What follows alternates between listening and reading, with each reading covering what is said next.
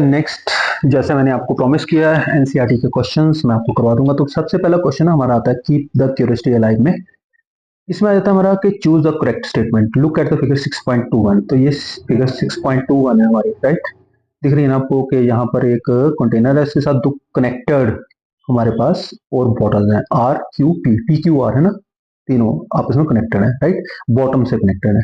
Look at the figure 6.21 carefully, vessel R is filled. तो R में हमने पानी डालना शुरू कर दिया, ठीक है, with water when pouring of water stopped. अब मैं पूरा भर देता हूँ उसको, भरने के बाद मैं छोड़ देता हूँ उसको।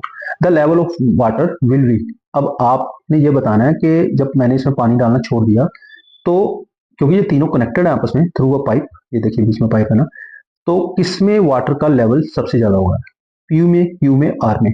The highest in vessel P, Q और आर, या इक्वल इन थ्री वेसल, या तीनों में बराबर होगा।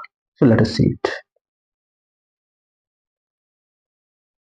तो इसका आंसर होगा answer D, equal in all three vessel. ऐसा क्यों होगा, reason, in connected vessel containing the same liquid the final level is same in all regardless of the shape. ठीक है, तो तीनों में एक जैसा लेवल होगा, ठीक है, क्योंकि ये आपस में कनेक्टेड है और हाइट भी इनकी सेम है। ओके, रबर शक्कर है ना, शक्कर तो आपने देखा होगा है ना, वो मैंने आपको एक्सपेरिमेंट करके बताया था। Is pressed on the flat smooth surface and identical shakkar is pressed on the rough surface. सीधी बात है, स्मूथ सरफेस के ऊपर शक्कर जो है वो आराम से चिपक जाता है, रफ सरफेस के ऊपर नहीं चिपकता। Both M and N will stick to their surface, false है। Both M and N will not stick to their surface, false है। M will stick but N will not stick, yes, क्योंकि N जो है surface जो है ना, N शक्कर क्यों नहीं वहां पर स्टिक होगा, क्योंकि सरफेस जो है वो अनइवन है, ठीक है, सरफेस जो है वो रफ है, रफ सरफेस के ऊपर शक्कर कभी नहीं चिपकता, ठीक है। आंसर है M C, that is M will stick but N will not stick. Why, smooth surface allows near vacuum under the sucker, क्योंकि वैक्यूम को बनने के लिए वहां पर स्मूथ सरफेस चाहिए, रफ सरफेस के ऊपर ये लीक आउट हो जाएगा, वहां पर प्रेशर क्रिएट नहीं होगा। थर्ड है हमारे पास, water tank is placed on the roof of the building at a height to get water from more pressure on the ground floor, one has to. अब मान लीजिए कहता है एक वाटर टैंक है, उसको हमने छत पे रख दिया बिल्डिंग की, ठीक है, हाइट h है, तो हमें क्या करना पड़ेगा, increase the height h at which the tank is placed, decrease the height h, replace the tank with another tank with the same height, then it can hold more water. हमें ऐसा, meaning height बढ़ानी है, height कम करनी है टैंकी की, जहां हमें टैंक को चेंज ही कर देना है, सेम हाइट पे रखना है, लेकिन ऐसा टैंक रखना है जिसमें ज्यादा पानी आता हो, या replace the tank with another tank of the same height that can hold less water, या कम पानी वाला टैंक रखना है। तो इसका आंसर होगा इंक्रीज द हाइट। आपको सिंपली छोटा बड़ा नहीं देखना, आपको ये देखना है कि आपको ऊंचाई कितनी देनी, क्योंकि more is the column, height of the column, ठीक है, more is the height, more will be the pressure. Okay, height of the water column के ऊपर डिपेंड करता है, वॉल्यूम के ऊपर डिपेंड नहीं करता। आपके पास दो वेसल हैं ए बी, ठीक है, ये ए वेसल है, ये बी वेसल है ना, ये तो सीधा दिखाई दे रहा है छोटा है, बी जो है बड़ा है। अब क्या है जी, इन दोनों में वाटर है, वाटर का लेवल भी सेम है।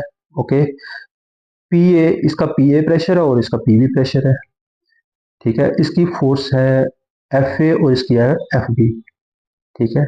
अब पी ए का प्रेशर पी बी होगा, पी ए, अब इसमें हमने कंक्लूड करना है, क्योंकि प्रेशर भी हमें पता चल गया पी ए पी बी है और फोर्स है एफ ए एफ बी। अब हमने ये देखना है कि कौन सी ऑप्शन सही रहेगी, P A is equal to P B and F A is equal to F B. अगर उन दोनों के प्रेशर बराबर है तो फोर्स भी बराबर होगी, पी ए पी बी के बराबर है, तो क्या एफ ए जो है इसकी जो फोर्स है वो इसकी फोर्स से कम होगी, जहाँ पी ए जो है वो लेस देन पी बी होगा और एफ ए एफ बी के बराबर होगी, जब P A is greater than P B होगा, या F A is also greater than F B. तो हमारी सेकंड ऑप्शन जो है P A is equal to P B, क्योंकि दोनों का प्रेशर बराबर है, ठीक है, लेकिन F A is less than F B, ठीक है, क्योंकि प्रेशर डिपेंड करता है डेप्थ के ऊपर, ठीक है, force is equal to pressure into area, ठीक है। The wider base has larger force, तो वाइडर बेस की, क्योंकि मैंने यहाँ पर फॉर्मूला आपको बता दिया, फॉर्मूला क्या था, pressure is equal to force पर यूनिट एरिया, तो फोर्स निकाल लो, हमने बताना है कि फोर्स किसकी ज्यादा होगी, तो फोर्स किसकी ज्यादा होगी, बी वाले में, बी वाला लार्जर होगा फोर्स। अब देखिए ये बच्चा लेटा हुआ है और एक जगह पर ये बच्चा खड़ा हुआ है, ठीक है, ग्राउंड पे लेटना और ग्राउंड पे खड़े रहना। अब ये मुझे बताइए कि पोजीशन ए और पोजीशन बी आ गई इसकी। Shows the boy standing vertically on the loose sand bed, in which case does the boy sink more in sand, give reason. तो इस केस में लड़का ज्यादा सिंक करेगा, वाई? यहाँ पर इसका एरिया ज्यादा हो गया, एरिया ज्यादा होने का मीनिंग प्रेशर कम है, तो it will sink less. But whenever he is in the standing position the area of feet is less, hence the pressure will be more. Okay, और इसके पीछे आपने एक रीजन जरूर लिखना है, pressure is inversely proportion to area, वही वाली इक्वेशन जो मैंने आपको बताई थी। अब ये हमारे पास स्टेटमेंट आ गई है ना। स्टेटमेंट है true false, air flows from region of high pressure to the region of lower pressure, yes it is true, ये हमने किया है। Liquid exert pressure only at the bottom of the container, no, liquid exert pressure vertically, horizontally and upward also, right. Weather is stormy at the eye of the cyclone, eye जो है वो relatively कम होती है, cyclone की मैंने बताया ना वहां पर प्रेशर लो रहता है, ठीक है। तो आई वाल इज स्टॉर्मी लेकिन less. During the thunderstorm it is safer to be in the car, ठीक है। तो थंडरस्टॉर्म के दौरान आप कार में बैठे रहिए, ये बेटर है। Yes it is true, metal body जो है फैराडे केस के तौर पर काम करती है, ये हम बाद में करेंगे, बस आपने इसको मान लेना कि it is true, it is better to be in the car. Question number 4 बेटा एक न्यूमेरिकल है। एक एलिफेंट है वो 4 फीट पे खड़ा है। अगर 1 फुट जो है उसका एरिया 0.25 मीटर स्क्वायर है। एरिया क्लियर हो गया आपका? आपको एरिया मैंने बता दिया, 1 फुट का एक इतना एरिया है। Pressure exerted by the elephant on the ground if its weight is 20,000 Newton, तो कितना प्रेशर होगा उसका, राइट। तो आपको एक इक्वेशन मैंने देखी है, pressure is equal to force upon area. तो टोटल एरिया कितना होगा? 4 फीट है ना उसके, ये याद रखना हमने, 4 × 0.25। क्यों किया ऐसा हमने? क्योंकि हमारे पास भाई 4 फीट है ना, हमने 1 फीट का थोड़ी कैलकुलेट करना। उसने बोला है कि पूरा का पूरा एलिफेंट, तो एलिफेंट एक टांग के ऊपर तो खड़ा नहीं, 4 टांगों के ऊपर खड़ा है, तो इसलिए 4 का प्रेशर हमें फोर्स देखनी पड़ेगी। 4 × 20 0.25, टोटल एरिया हमने निकाल लिया। अब प्रेशर किसके इक्वल होता है? Force upon area. फोर्स कितनी थी? 20,000 न्यूटन, एरिया कितना था? 1 मीटर स्क्वायर, तो ये लगा दिया, तो ये 20,000 पास्कल या न्यूटन मीटर स्क्वायर, इतनी फोर्स हम लगा रहे हैं। अब 2 बोट्स हैं, एक बोट का नाम है ए, एक बोट का नाम है बी। बोट ए जो है उसका एरिया है 7 मीटर स्क्वायर और उसमें 5 लोग हैं। बोट बी जो है उसका एरिया 3.5 मीटर स्क्वायर और उसमें बैठे हैं 3 लोग। हर बंदे का जो वेट है ना 700 न्यूटन है, ठीक है। अब आपको बताना है कि किस बोट में ज्यादा प्रेशर लगेगा, ठीक है जी। अब पहली बोट में कितने लोग थे? 5। 5 को हमने 700 से मल्टीप्लाई किया, क्योंकि एक बंदे का भार कितना है? 700, तो 7500 न्यूटन फोर्स लग रही है। प्रेशर कितना होगा? Pressure is force upon area, तो फोर्स कितनी थी? 3500, एरिया कितना था हमारा? 7, तो ये आ गई 500 पास्कल, जब 500 न्यूटन मीटर स्क्वायर आ गया। बोट बी जो है उसमें 3 लोग बैठे हैं, तीन, हर एक का वेट तो हमने बता दिया ना 700 है, तो 700 इंटू 3 कितना हुआ? 2100 न्यूटन। 2100 न्यूटन को डिवाइड करनी है हमने 3.5 से। क्यों करना है हमने? 2500 is the force, 2100 is the force divided by 3.5 area, that is 600 pascal. तो बोट बी एक्सपीरियंस करेगी मोर प्रेशर देन द, ठीक है, तो बोट बी का प्रेशर ज्यादा होगा, 100 प्रेशर ज्यादा होगा। नेक्स्ट है would lightning occur if air and clouds were good conductor of electricity, give reason. कहता है मान लीजिए, मैंने अभी आपको बताया ना कि एयर जो है वो that is a bad conductor of electricity, लेकिन मान लीजिए कहता कि एयर और क्लाउड्स गुड कंडक्टर होते हैं, ठीक है, तो क्या लाइटनिंग होती? नो, रेयरली हो सकता है। If air and clouds were good conductors charge would leak and neutralize continuously, तो चार्ज लीक होता है लगातार, कंटिन्यूअसली एक जगह से दूसरी जगह तक चार्ज जाता रहता है ना। A large potential difference would not build, तो पोटेंशियल डिफरेंस दोनों के बीच में नहीं होता, चार्ज का डिफरेंस नहीं होता, तो डिस्चार्ज होना ही नहीं था, ठीक है। क्लाउड और धरती के बीच में चार्ज का डिफरेंस नहीं होना था, तो जब चार्ज का डिफरेंस नहीं होना था लाइटनिंग भी नहीं होनी थी, ठीक है जी, फिर गड़गड़ भी नहीं होनी थी।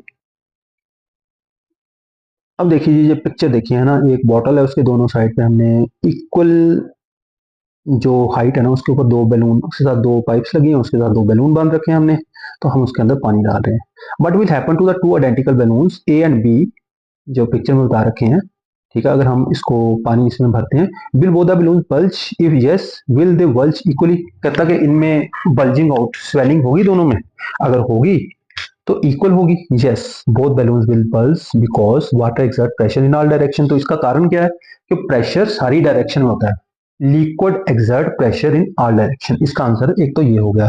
If two outlets are at the same depth the pressure of both is equal so the balloon bulge equally. तो क्योंकि प्रेशर इक्वल पड़ता है तो दोनों के अंदर पानी भी इक्वली जाएगा और दोनों की बल्जिंग आउट जहां उनकी स्वेलिंग भी इक्वल होगी। ठीक है। और if at the different depth the deeper one bulges more. और अगर मान लो ये वाली नाली नीचे होती है ना और ये वाली नाली ऊपर होती है ना, ये वाली ट्यूब ऊपर होती है और ये वाली नीचे होती है, तो फिर ऐसा हो सकता था कि ये कम फूलता और ये वाला ज्यादा फूलता। तो जो जो ज्यादा नीचे होगा ना, ये वाली ऊपर है ना, तो ये कम फूलेगा, ये वाली नीचे है तो ये ज्यादा फूलता है, अगर ये दोनों बराबर नहीं होती तो। ठीक है। Explain how storm becomes a cyclone.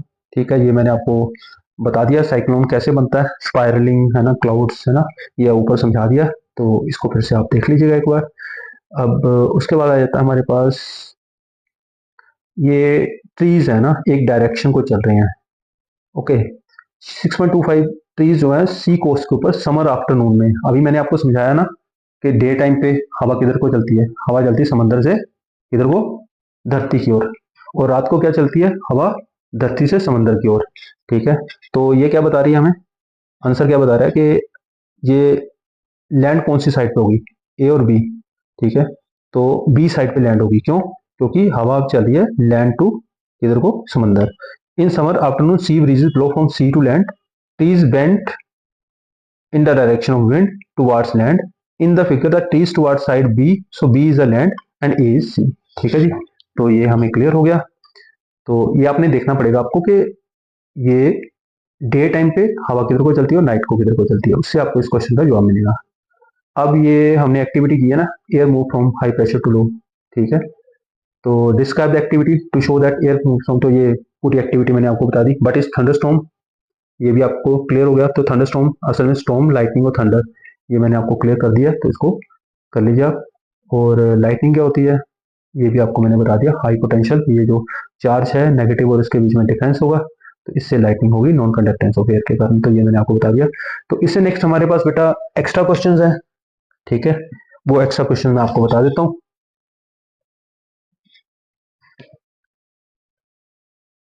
तो बेटा chapter 6 pressure winds and storms, इसमें बेटा मैंने आपको दिए हैं 30 एमसीक्यूज।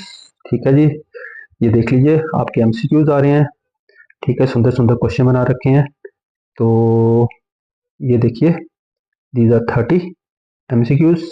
इसके साथ ही मैंने साथ में लिया 15 ट्रू फॉल्स, 15 हमारे पास फिलअप्स आ गए। तो ये आंसर है आपके एमसीक्यूज के, ट्रू फॉल्स के, फिलअप्स के। एक प्रॉमिस करिए आप मुझे कि बेटा आप ना पहले आंसर नहीं देखोगे, आप खुद इनको कवर अप, ये बेसिकली ये फीडबैक है कि आपको कितना समझ आया है ना। जितना भी आप समझते हो ना इसका, क्योंकि मैंने आपको पीडीएफ फॉर्मेट में इसको दे देता हूँ, आप डाउनलोड कर सकते हैं इसका, है ना। तो आप इसको पहले डाउनलोड कर लीजिए और खुद इसको सॉल्व करने की कोशिश करिए, आंसर देने की कोशिश करिए, इससे आपका क्लियर हो जाएगा। तो ये 15 हमारे पास 10 असर्शन रीजनिंग क्वेश्चन आ गया आपके। These are for practice. अगर आप अभी करना शुरू कर देते हो तो 10th में, +1 में, +2 में बहुत इजी रहेगा। 15 1 मार्क क्वेश्चन है हमारे पास। प्रेशर, एसआई यूनिट प्रेशर का पास्कल क्या है, राइट। उसके बाद 2 मार्क क्वेश्चन है हमारे पास, 3 मार्क क्वेश्चन है, आंसर भी मैंने साथ में दे दिए इसके। ठीक है, फिर 3 मार्क क्वेश्चन है। और अब इसके बाद कॉम्पिटेंसी बेस्ड क्वेश्चन है, ये जरूर करिएगा, इससे आपका कॉन्सेप्ट और क्लियर होगा, राइट। तो ये मैंने 10 आपको कॉम्पिटेंसी बेस्ड क्वेश्चन दे रखे हैं, इनको अच्छी तरह से करिएगा बेटा। ठीक है, कहीं से समझ ना आए तो आप क्वेश्चन लिखकर आप मेरे कमेंट में डाल सकते हो। I will try to answer the question. Okay, तो keep watching my videos, keep watching Science Wala Junior, keep spreading the spirit of Science Wala Junior. आपको मेरे मैसेजेस का, आपके जो मैसेज होते हैं उसका पॉजिटिव जवाब मिलता है, फीडबैक जरूर दीजिए। Watch my videos and tell others, keep sharing my PDF format. तो जितने पीडीएफ नोट्स हैं सारे शेयर करते रहिए। ठीक है, बच्चों को बताइए, बच्चों को मैक्सिमम शेयर करवाइए। बेटा आप वीडियो देख लेते हो लेकिन वीडियो देखने के बाद उसको लाइक नहीं करते, आप वीडियो को शेयर नहीं करते, ये मेरी आपसे शिकायत है, तो kindly share it. Thank you, have a nice day.